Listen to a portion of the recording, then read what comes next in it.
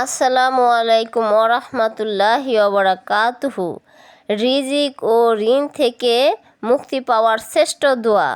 তাহলে আমরা জেনে নিই দোয়াটি হলো আল্লাহুম্মা কফিনি বি হালালিকা আন হারামিকা ওয়াগনিনি বি ফাদলিকা আম্মান সিওয়াকা। আল্লাহুম্মা কফিনি বি হালালিকা আন হারামিকা ও আগনিনি বি ফাদলিকা আম্মান সিওয়াকা।